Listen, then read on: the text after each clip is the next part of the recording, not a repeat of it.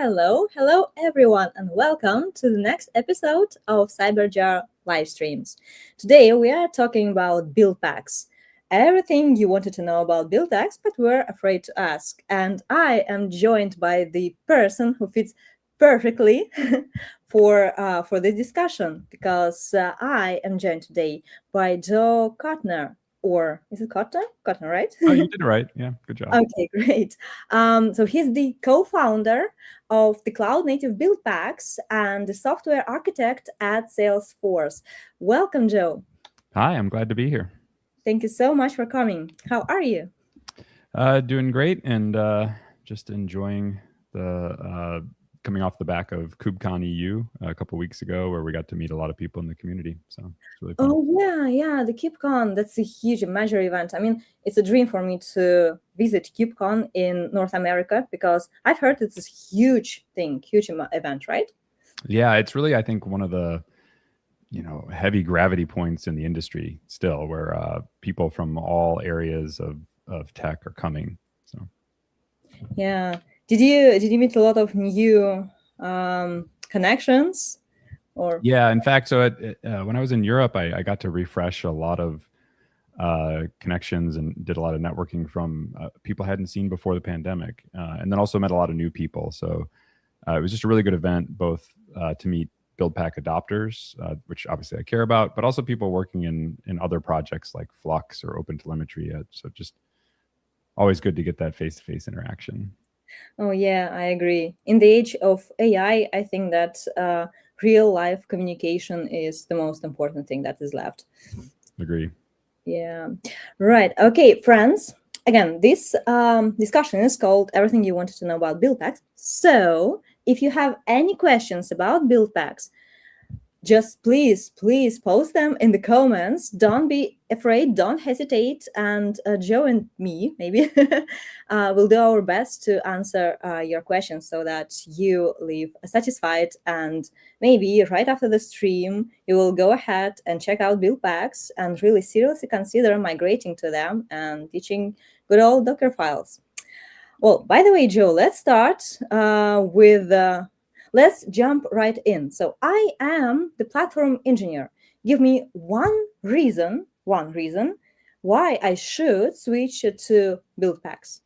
Yeah, it's good that you called out your persona there, because Buildpacks do target different use cases and different personas. So let's take that platform engineer.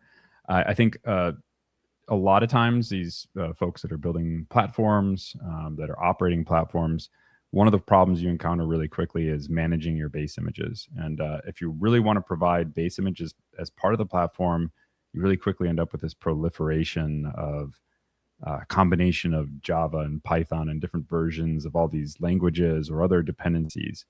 So Buildpacks allow you to have, if you would like, one base image for all the different types of services in your organization that are running on your platform. And so that makes the operational burden of those base images better. Yeah, the other element is just in terms of scalability and cost to serve of your platform builds, because what Buildpacks provide compared to Dockerfile, I think most essentially, is advanced caching mechanisms that allow you to sometimes not even run a build if it's not necessary, but at a minimum reduce the overhead of those builds. So Buildpacks let you substitute 100, well, approximately 100 or however many Docker files we have with just one command.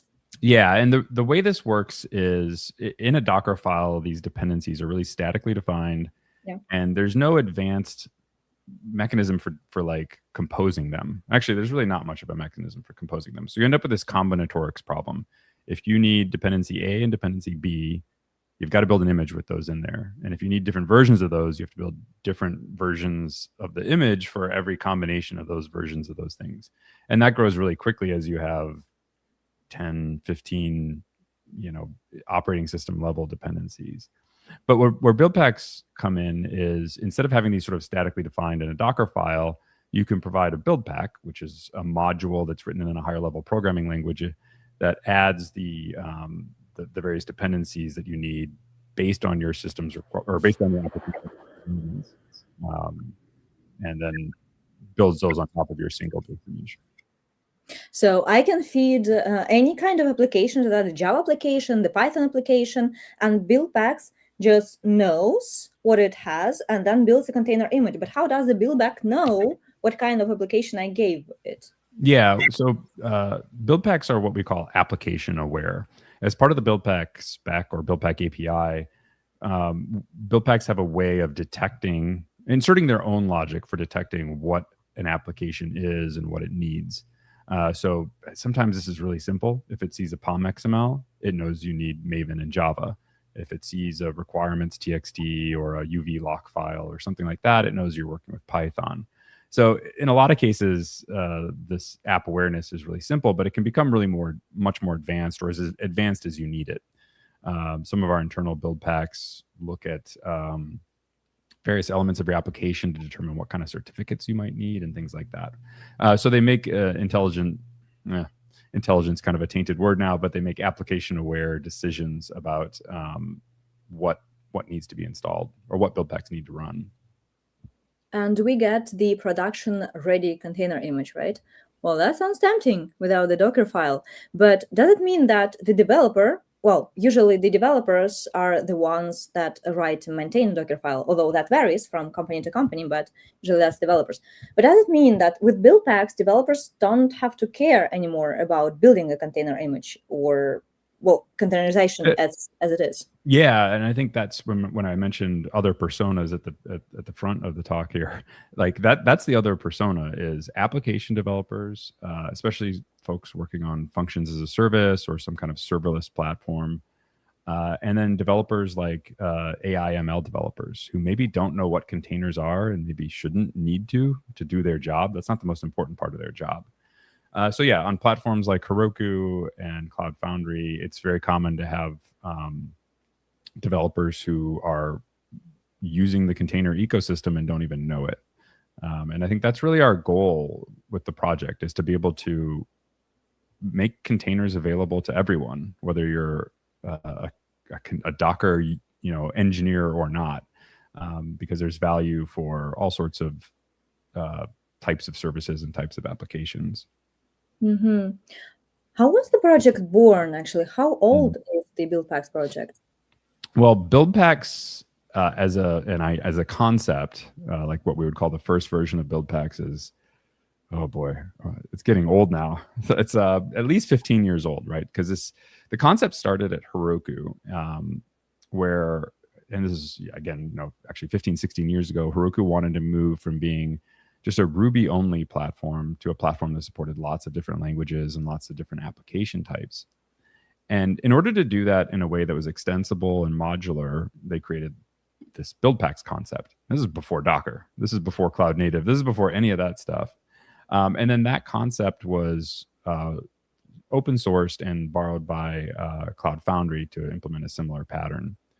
Over the next several years, we kind of drifted in our own direction. So even though this was open source, there wasn't really a project that people could upstream changes to and things like that. So we ended up with two different versions of Buildpacks. So in about 2016, folks from Pivotal, Google, Heroku, and some other partners I'm probably forgetting, came together to standardize a new version of Buildpacks specific to the cloud native ecosystem, specific to working with Docker and the new container ecosystem. And that's Cloud Native Buildpacks, what we call sort of version 3 of Buildpacks. Mm-hmm. And Cloud Native Buildpacks is now the part of Cloud Native Computing Foundation, right? The project itself. Yeah, we're an incubating project. We're actually one of the very early CNCF projects. I think we joined back in 2016. So we've been around for quite a while. Being part of that community, it's great in terms of, like, as I was saying, with going to KubeCon and networking with people, but it also helps us integrate with other projects better. So we really strive to play well with other projects in the ecosystem so that you can build your platforms on all these technologies and really have a cohesive stack. Mm-hmm. Does Heroku has anything to do right now with Buildpacks, with the project itself? Oh yeah, Heroku is I think at this time the biggest contributor to the Heroku or to the Buildpacks project. Our other contributors are Bloomberg, VMware, and then some smaller companies. Or Google, not exactly a smaller company, but some other smaller companies along with those. Yeah. Right. And Heroku is now a part of Salesforce, right? Yeah, they've been Heroku was acquired by Salesforce, I think in 2012. But they remained their own business unit for quite a while. So you'll see Heroku used as its own brand. You'll see Salesforce Heroku, but we are all part of the same parent company. So you still take part in maintaining and developing the project, right? Oh yeah, yeah. So Mhm. aside, in addition to Heroku using Buildpacks as part of its customer-facing product, internally at Salesforce, we use our own implementation of Buildpacks that's specific to the Salesforce internal stack. It's very similar, borrows a lot of technologies from Heroku, but we're building on a different base image.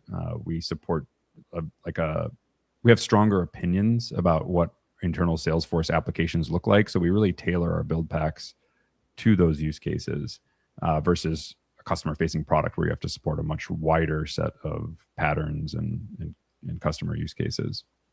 Okay, that's interesting. I have saved these questions for a little later, but as we are talking about maintenance and support, so which company or who actually maintains the build pack? So, for example, if I have the problem with a build pack, where do I go to?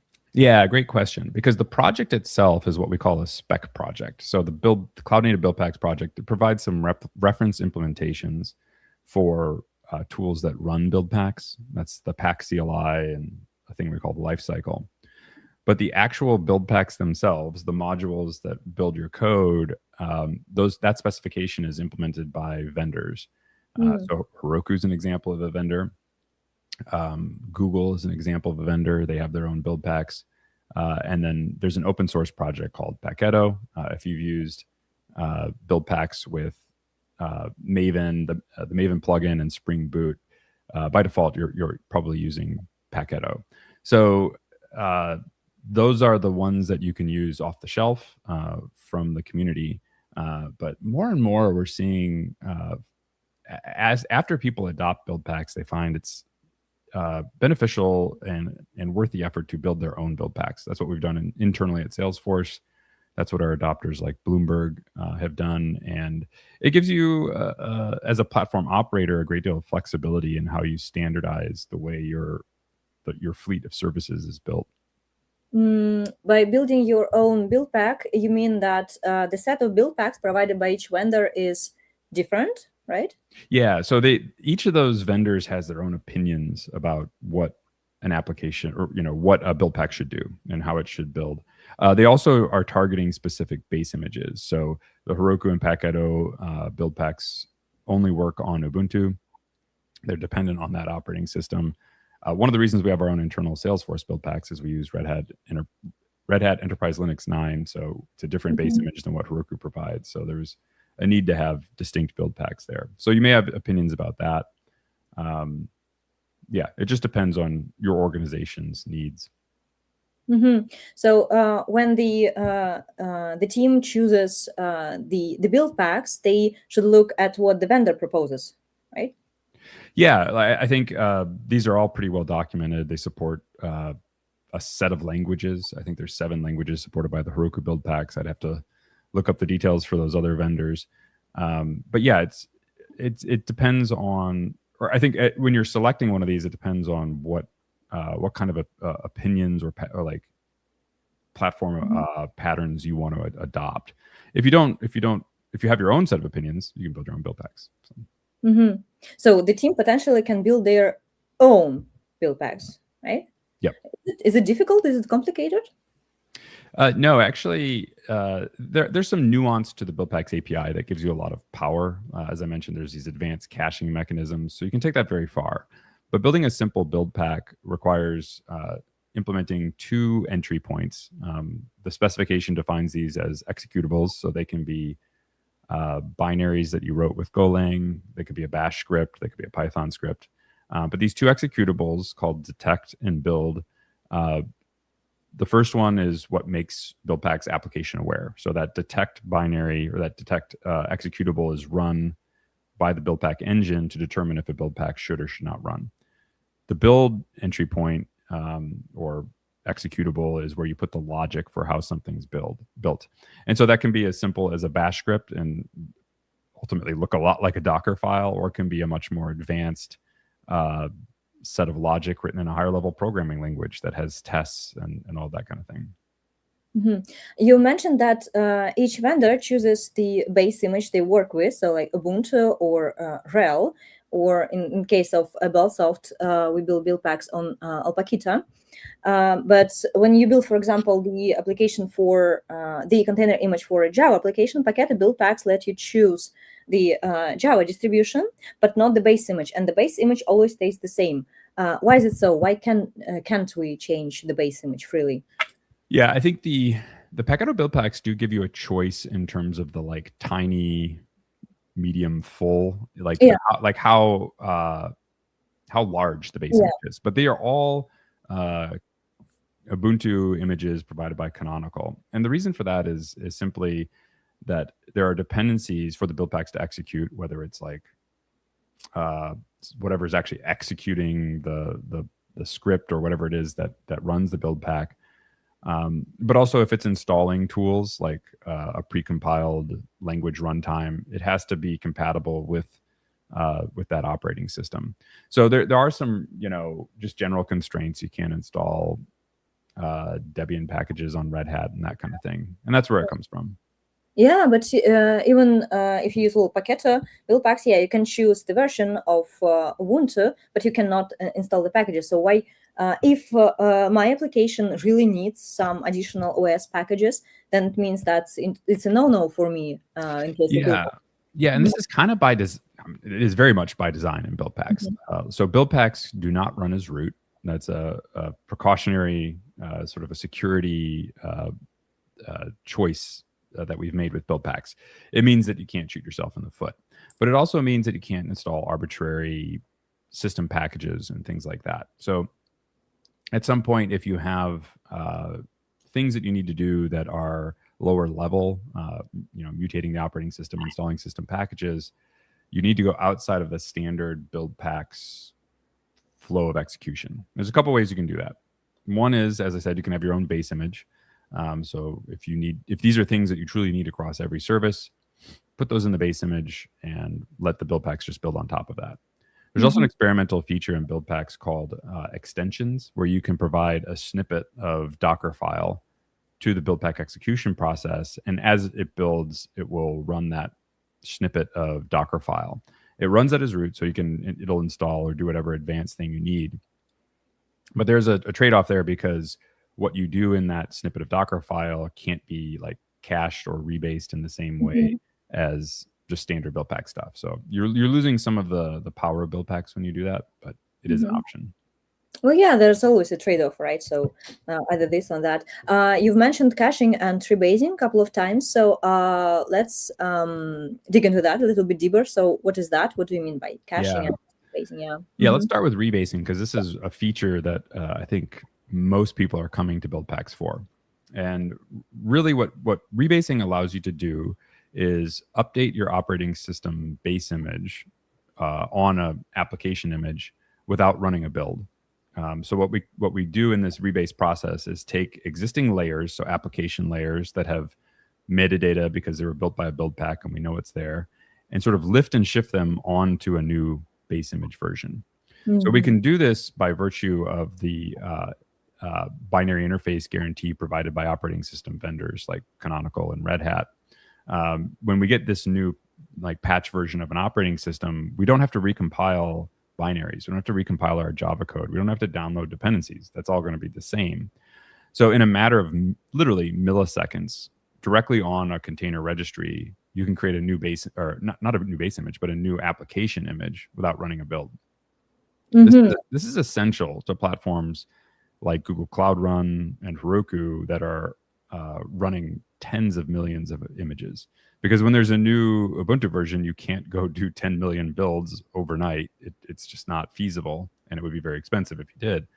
So they're updating tens of millions of images almost instantaneously in this way. So that's the most advanced sort of caching mechanism that Buildpacks provide. But doesn't it bring the risk of the application failing unpredictably because the patch is not compatible with something that the application does? No, these binary interface guarantees provided by the operating system vendors are very strong.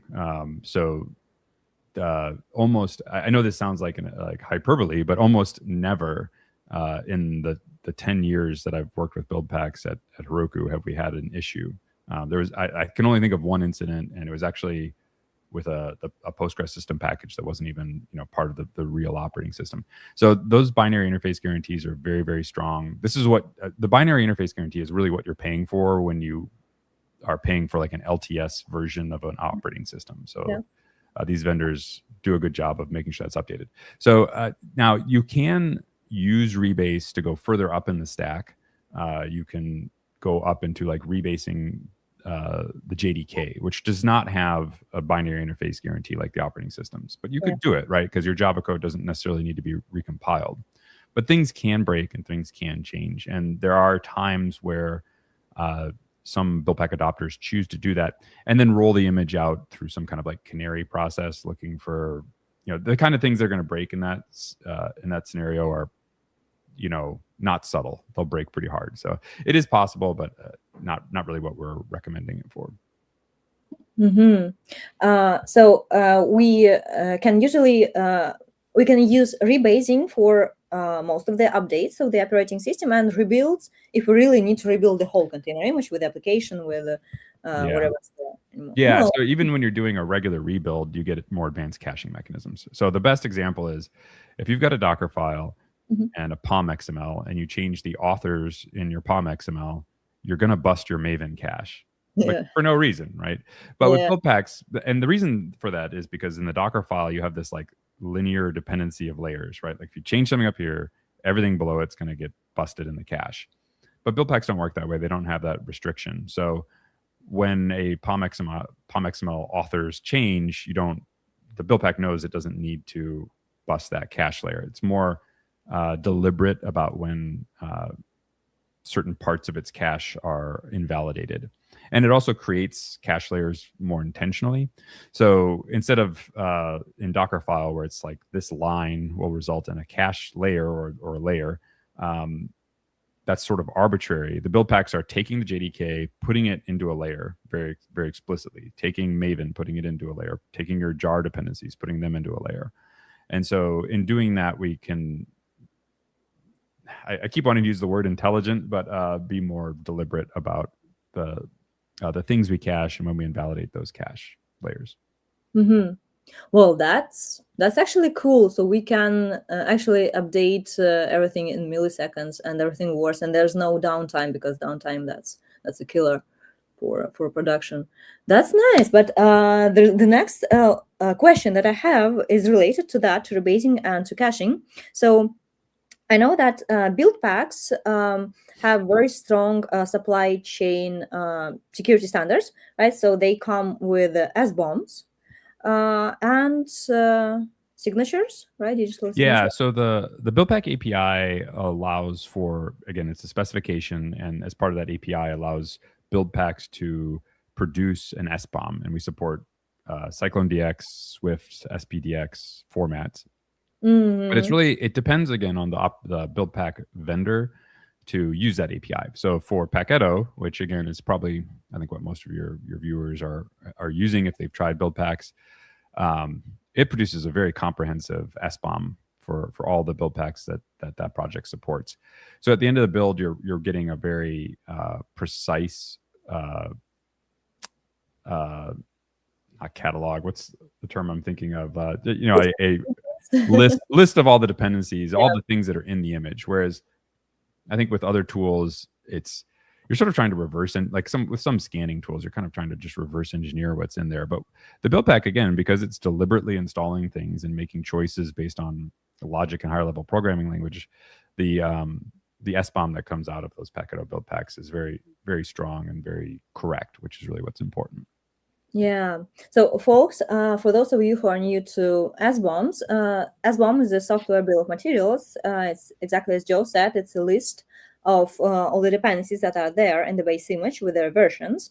SBOM makes it easier to track whether there are outdated dependencies, whether any CVEs, vulnerabilities in your dependencies, right? So you get the list of ingredients, so to say. But coming back to rebasing, so when we do the rebase and when we update the operating system, does the SBOM get regenerated automatically after that?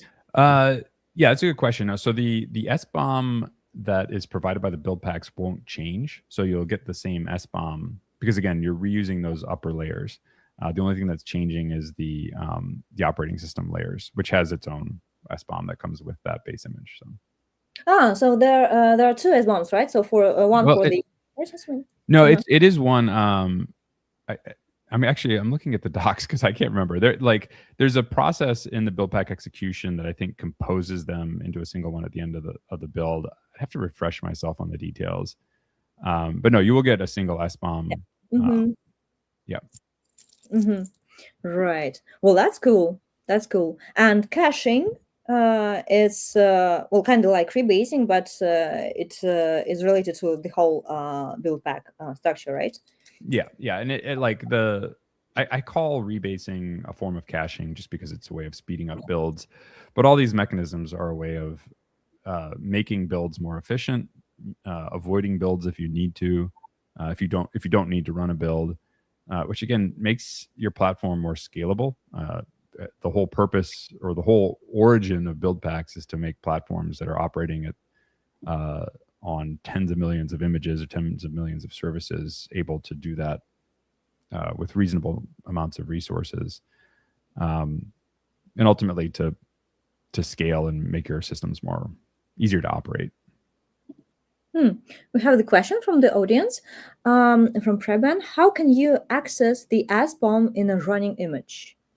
Yeah, so it's the container image. It actually doesn't really matter if it's running or not, but the you can get it off the registry without even running the image. It's the same way.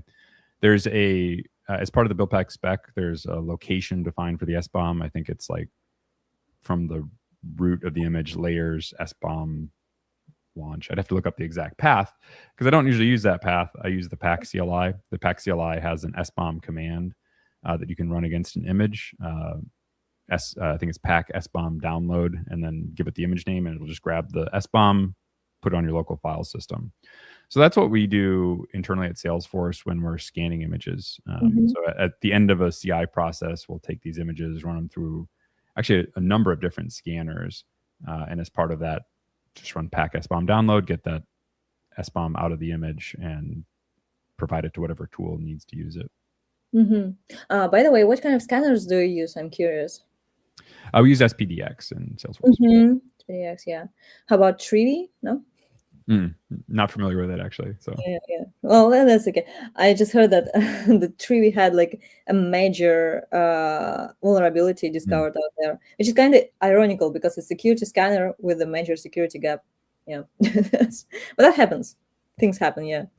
I've been playing around with different scanners, with OSV scanner, with Treaty, SPDX as well. Yeah, and something else that I remember. These are usually my go-to things. Alrighty. Well, that is about the power. So Buildpacks, so rebasing, caching, standardization, right? So we can standardize on the set of images provided by the vendor of Buildpacks, and we don't have to maintain lots of Docker files. We don't have to update the Docker files whenever there is the update to the base image.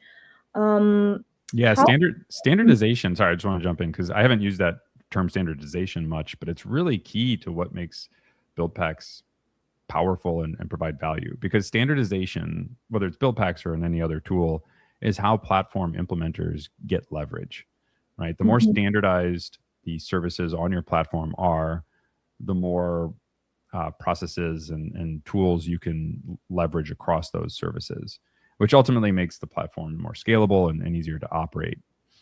So for example, when you use Buildpacks to build a container image, these images are pretty homogeneous. They look really similar. They have metadata that tells you exactly what layer contains what component. So scanning can work better. Various other tooling can work better with those images.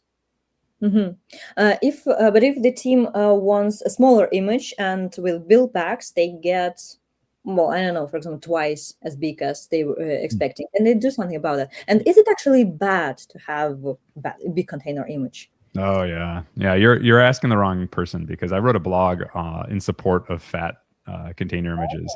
I do actually think there's a lot of virtue to it. I can get into that.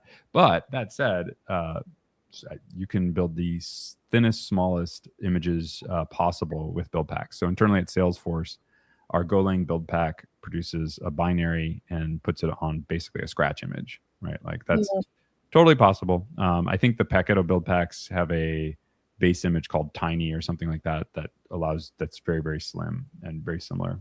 Well, that's not the slimmest one. Well, yeah, that depends on the language. So yeah, Go. The beauty of Go is that it actually doesn't need anything. You can run from scratch. With Java, that's a little bit more complicated. So Paketo build packs, they offer Ubuntu Tiny, but it's still not that optimal maybe for some teams. And we at Buildsoft, we went a little bit further, and we provide build packs based on Alpaquito Linux, which is as small as Alpine.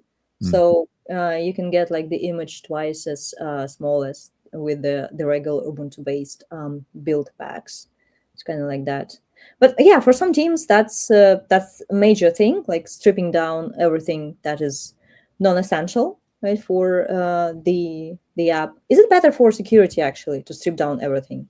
Oh, certainly. If there's fewer things in the image, there's less that can go wrong.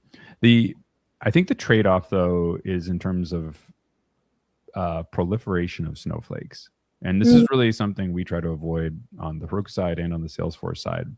Yeah, snowflakes. Can you please? The more flexibility you have and the less standardization you have, which is a result of trying to sometimes customize the base image, or it can be a result of trying to slim down the base image.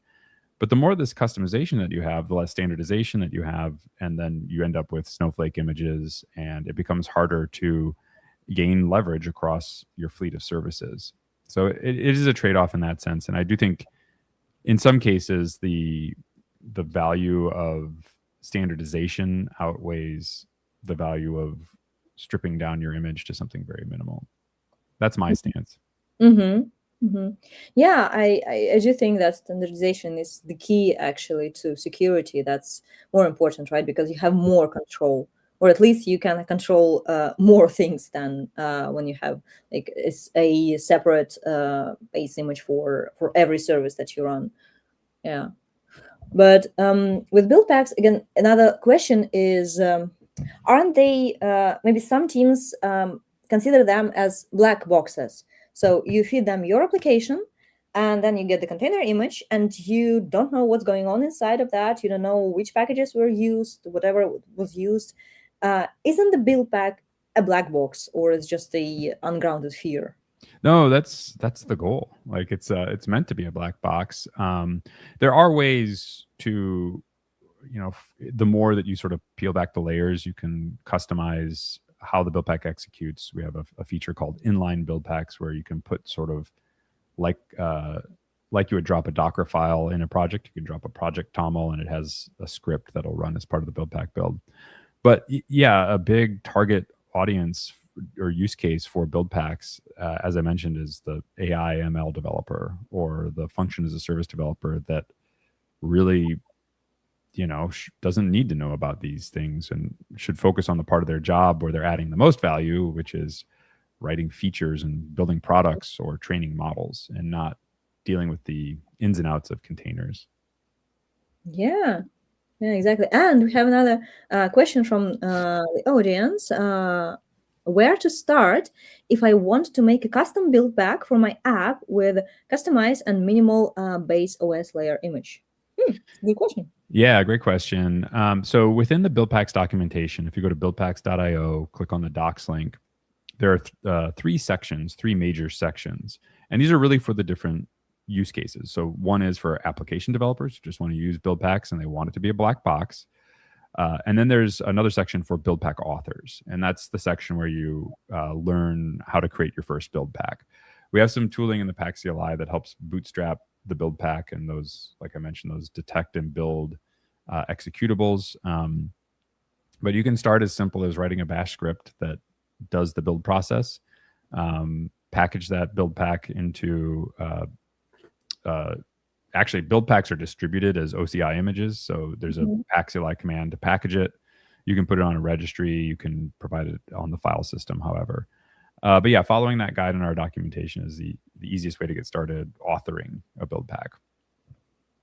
Yeah, that's cool. That's cool. I actually wanted to experiment with building my own Buildpack just for fun of that. So maybe I'll try that too later on. But coming back to the previous discussion that we had in relation to standardization and Buildpacks taking away the complexity from the platform teams, but how much do they actually remove complexity and place that on somebody else? So, for example, if my team doesn't need to deal with all those intricacies of building the container image, does it mean that the Buildpack maintainers get all that complexity and they have to think about all these tricky things more than any? Yeah. No, you're really touching on something very important, which is I'd rather have a small team of Buildpack owners deal with these complex issues than everyone in my organization. So you're able to have one person feel the pain instead of everybody feel the pain. But again, with that, when everybody's feeling the pain, they might solve that pain in a different way. So by centralizing who's implementing that logic or who's dealing with that concern, you get more consistency around how it's approached and how it's solved. But absolutely, I think this is a key element of Buildpacks, but also any platform component, right? Like the goal is to centralize it so that you can get leverage from it so that other teams using the platform don't need to think about it. So yeah, Buildpack owners do kind of take on the responsibility of knowing how to download and install the JDK and everything that comes with it. But fortunately, like when you're building Buildpacks or when you're authoring Buildpacks, you can use higher level programming languages. I think the Packito Buildpacks are written in Golang and have an extensive test suite. So it's, the sort of improvement over a Docker file that's just this arbitrary set of commands that can't easily be tested. Well, yeah, Buildpacks maintainers do a lot of work, a lot of heavy lifting, right? So that we can just enjoy the Buildpacks in our builds and not have all this headache. But there's a question that I had after reading your article, open source sustainability in a bad economy. This one, and you said there, and I quote, right, that open source software has a sustainability problem, especially mature projects that don't feel exciting anymore. Right, so it's one thing to get new projects into the CA and CF, which barely requires solid adoption, but it's much harder to sustain a project for years and years. In terms of Buildpacks, how is the situation with Buildpacks now? So is it still a totally cool project that gets all the love from the maintainers, or is there a risk that it will get abandoned someday? No, I hope it never gets abandoned. It's still running very strong. As I mentioned, we have contributors from many different organizations, but we have lost big contributors. I think, there have been some acquisitions over the years that have resulted in us, having maintainers and even steering committee members move on. But the thing that I think we did right with Buildpacks, and honestly, one of the things I'm very, very proud of, is the governance structure that we set up for the project. So we have a very strong set of guidelines for how someone becomes a maintainer, how someone moves on to our technical steering committee, and we ensure diversity of those in those roles so that we're not dominated by a single vendor. And setting those up years and years ago is how we've been able to survive some of these big shifts, acquisitions, downturn in the economy. So yeah, we're Buildpacks is in very good shape. Still receiving active contribution on a daily, weekly basis. But yeah, not every project is that fortunate right now. We are definitely in a different kind of economy where I think the vendors that do want to contribute to projects are having to make tough choices about investing in their products and their customers versus contributing back to open source or paying full-time developers to work on projects. That's a very big investment for a lot of businesses, and I think a tough choice to make. And I think a lot of projects are feeling a shift, both in the contributions material wise, like code, but also in getting people to travel to events like KubeCon. So it's a little bit different than it was in a sort of boom time. Yeah, so with open source, there has been this issue for a long time, for maybe forever, and now it's just as acute, right? So there are some maintainers of a cool open source project that work on this project for free in their free time, and many developers demand new features, but nobody actually helps, right? And that's, I think, Yeah, I think it's important. Yeah, I think it's important to be aware and just conscious when you're using open source projects, whether you're contributing upstream or not, that behind that project, there's people, and they're sometimes working for free. But even if they're paid by their employer to work on the project, many times their goal isn't, to be of service to you. It's to really make sure the project is successful. And as I would encourage people to think of themselves less as users or adopters of an open source project and more as participants in the community of that project. And I think shifting your mindset in that way will make you more easily welcomed into that community. Most of these open source projects really want you to participate. They want to hear your feedback. They want those things. But it'll help sustain the project as well. So. Do you welcome contributions to the Buildpacks project? Oh yeah, absolutely. And we have a very active community in the CNCF Slack. So if you're trying to if you're trying to author a build pack and you stumble, go into the CNCF Slack. There's a hashtag Buildpacks channel where most of the general discussion happens, but we also have dedicated channels for Buildpack maintainers, authors, and various other use cases. But yeah, pretty active community there. I think most people get their questions answered in the same day. So if somebody wants to contribute to the project, they can go on Slack and look for questions or issues that need to be solved. Or maybe there is the bug list, the PRs, or. Oh yeah, sure. We have tags for good first issue and things like that. But I'm even just thinking, when you're starting to use Buildpacks or even trying to start to author Buildpacks, which is a great place to start, you'll get the same kind of support from our community. So that's cool. Yeah.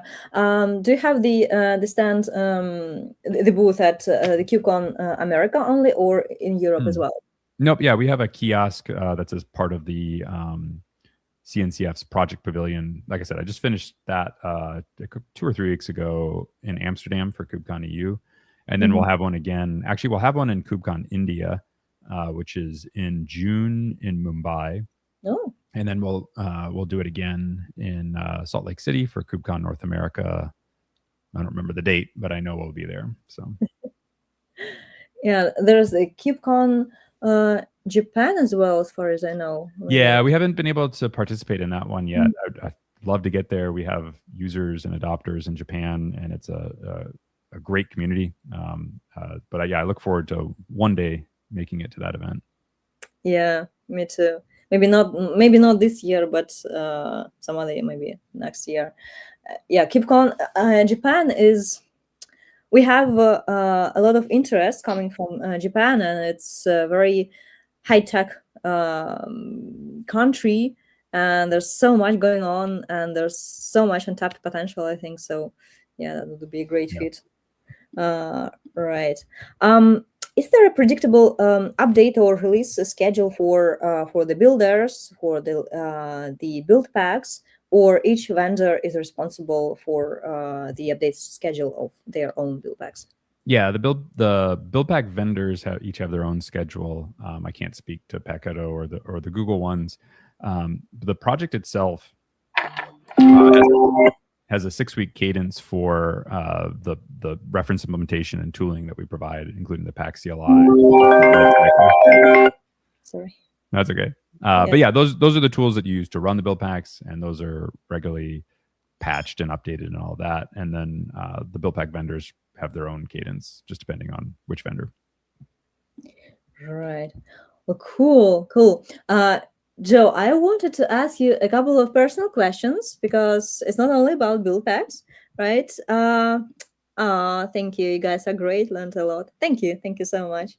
So I know you are also the author, and you have a couple of books, several books, right? And one of them is called The Healthy Programmer: Get Fit, Feel Better, and Keep Coding. How did you come to this idea to write this book?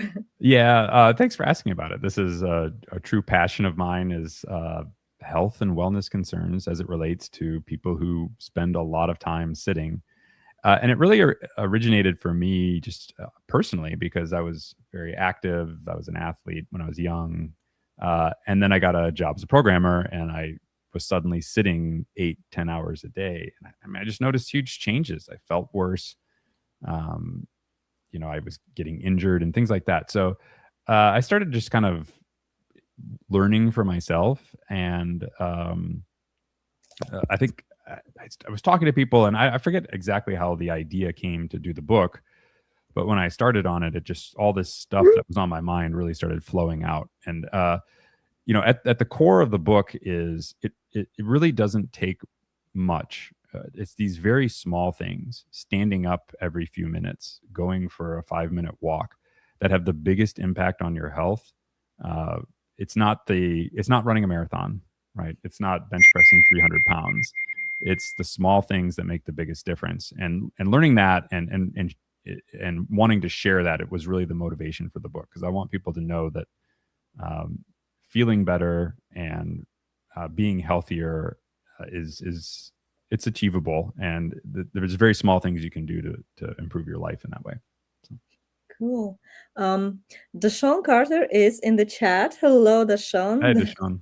That is so cool. Deshaun is a great promoter of build packs. So he says quite often that friends don't let friends use Dockerfiles. That's a very good phrase. I love that. So yeah.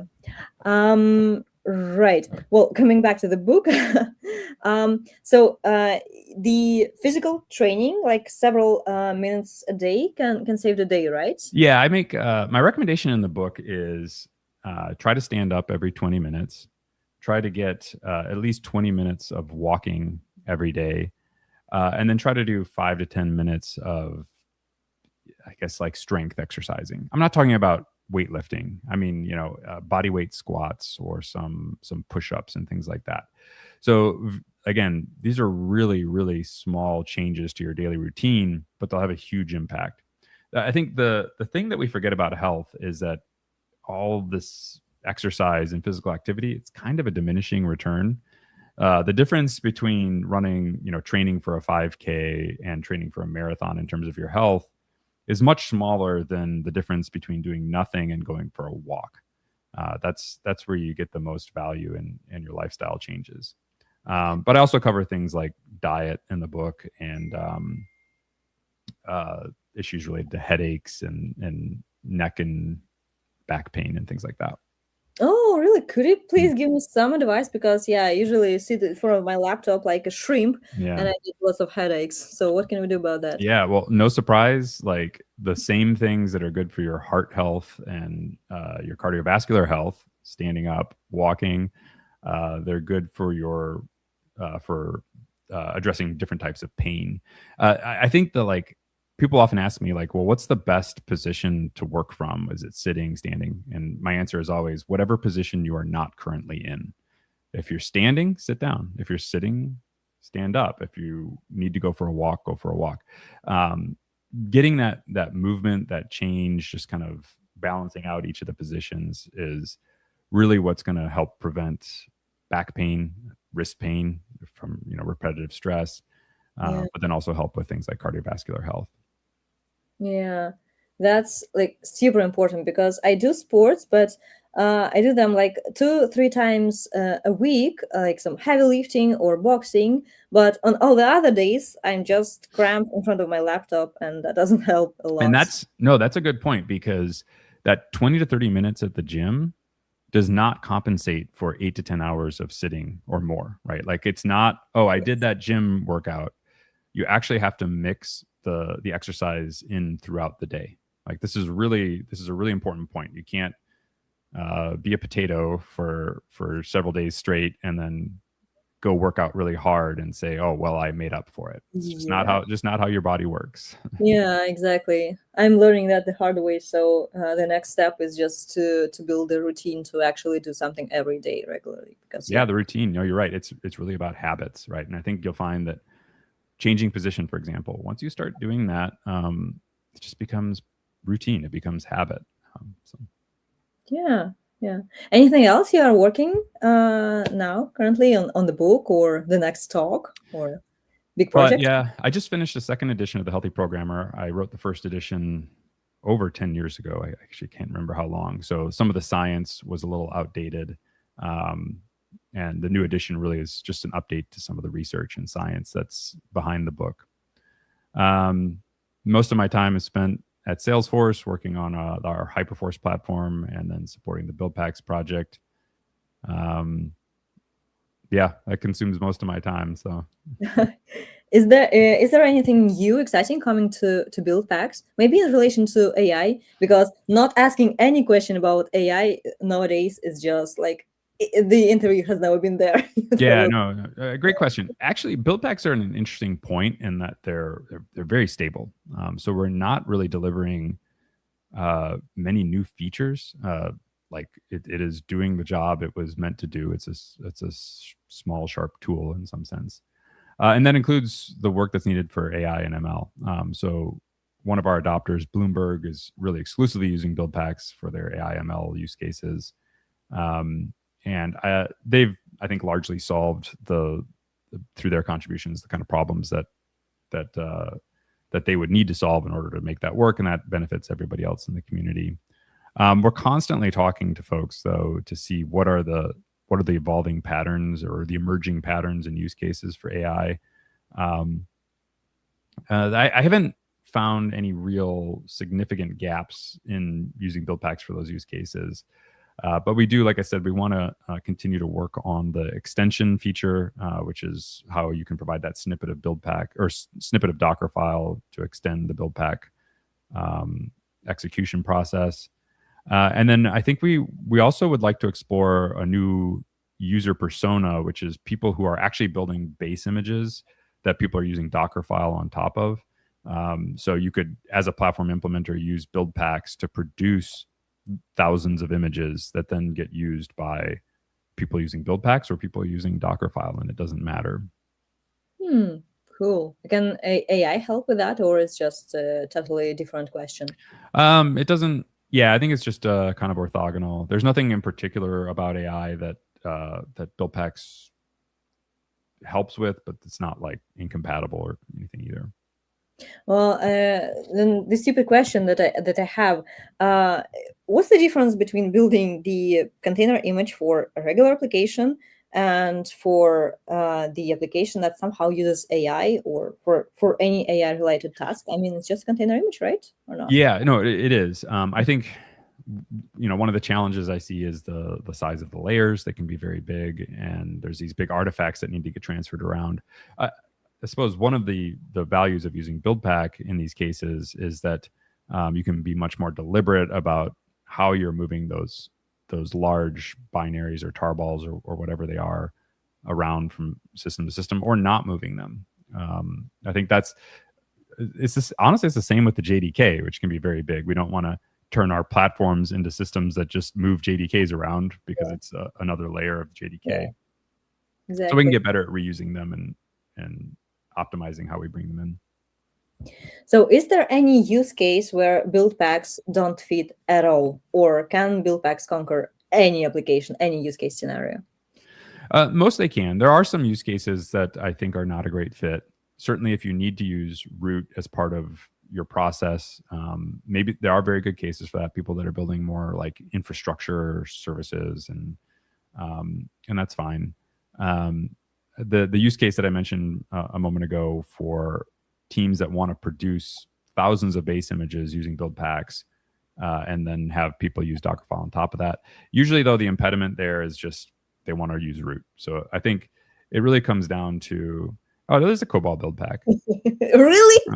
Yeah, No. I know. I'm almost certain there is. Maybe it's a Fortran build pack. I can't remember. But again, yeah, the API is flexible enough to support anything. So why not? Oh god. Build pack for Cabal, well, that's interesting. At least. Right. Okay, and the last question that I actually had about the hardened images. So the new security standard, uh, the emerging security standard is hardened images that are provided by several vendors like ChainGuard, Docker hardened images, Bellsoft hardened images. So the point of this image is to reduce the attack surface to the minimum, to provide the image that has zero to low CVEs, and to update, to patch this image continuously so that it stays fresh of CVEs, free of CVEs, sorry. And then provide the provenance data, like digital signatures, as bombs, or any other provenance data. But that is, well, the base image that you use in the Docker file. But I've been thinking that maybe build packs are already like hardened images, right? Because there's no root, right? There are these, there's SBOM. There are some build packs that don't have the shell, and certainly you cannot install additional packages. So there's no package manager, or there's no ability to install packages. So can we say that build packs are hardened by default? That might be a step too far. I think the vendors of the build packs, those build packs can be designed in a way that solves the same problem as hardened images in a different way. I'm sort of like being very careful with my words there, because I don't want to suggest that there's not a place for hardened images either. Build packs can be used with hardened images as a base image, like the same way as any other alternative base image, right? So they very much play together well. But I do think it's kind of what you're getting at. There are different ways to solve the problems that hardened images solve, and using build packs to do that is one way to take a different approach. Set of trade-offs there, but generally, yeah. Mm. Friends, we are slowly wrapping up. So if you have any questions, that is a very good opportunity to ask them. So, and another reason why I'm asking about hardened images is that I actually have great news that I'm just dying to share with the whole world, is that we at Bellsoft have introduced the hardened build pack based on the hardened base images with Alpaquita and Liberica. That is currently for Java workloads. Yeah, that's the point. So we take this hardened base image, and it's now always by default based on the hardened build pack. So yeah, that's kind of That's very exciting. For me at least. Yeah, well, not for me, for the company.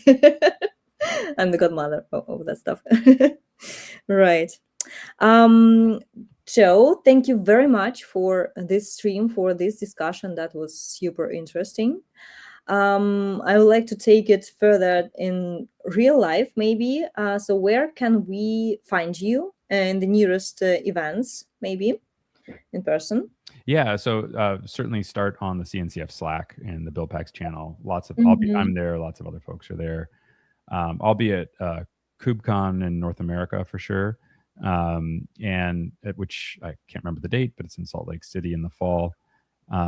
I haven't decided if I'm going to KubeCon India, but as I said, many people from our Buildpacks community will be there, so it's a great place to meet up. Yeah. Yeah. So, friends, reach out to Joe if you have questions later that you didn't think of now. And please try out Buildpacks. See how they work with your application, how they fit into your stack, because maybe that's a huge step forward into standardization, right? Into accelerated builds, into security, into, well, the brave new world, so to say. Uh, and yeah, we have one question from the audience. So, what would you recommend learning first if I want to start using Buildpacks in my projects from now on? That is Yeah, amazing. Yeah, question to wrap it up. Yeah, yeah, it's a pretty easy answer, and actually a great way to wrap it up is install the pack CLI and run pack build on your service. That's it. that's it. It'll the first time you run it, it'll ask you which vendor you want to choose from, Google, Paketo, or Heroku, and then it will detect what kind of app you have and run the build pack for it.